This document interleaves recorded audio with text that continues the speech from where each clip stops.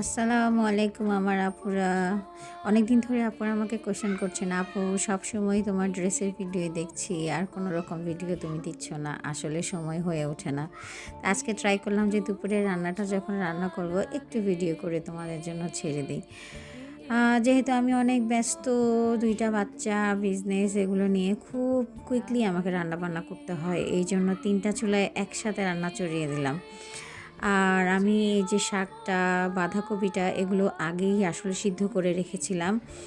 আমি গতকালই এগুলো আনার পরে আমার যে হেল্পিং হ্যান্ড আছে সে সবগুলো কাট করে আবার এগুলোকে সিদ্ধ করে রেখে দিয়েছে এবং আজকে আমি সেগুলোই ভাজি করছি, যার কারণে খুব মানে একদম সুইফটে আমি 30 মিনিটের মধ্যে আমার রান্নাটা কমপ্লিট করে ফেলেছি।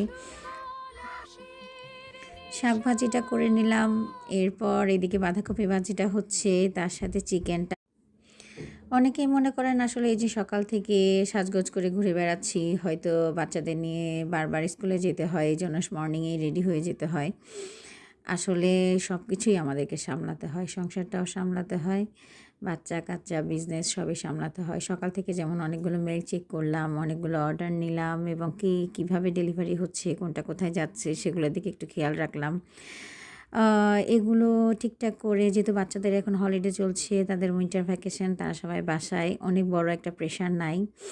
তাই আজকে দুপুরে তেমন কিছু রান্না করিনি, একদম সিম্পল কিছু। এই যে একটু চিকেন রান্না করলাম দুপুরের জন্য, একটু শাক ভাজি করেছি, রাইস কুকারে ভাতটা রান্না করেছি, আর এই যে বাঁধাকপি ভাজি। মোটামুটি 30 মিনিট আমি রান্নাটা কমপ্লিট করেছি। থ্যাংক ইউ ভেরি মাচ যারা দেখছো।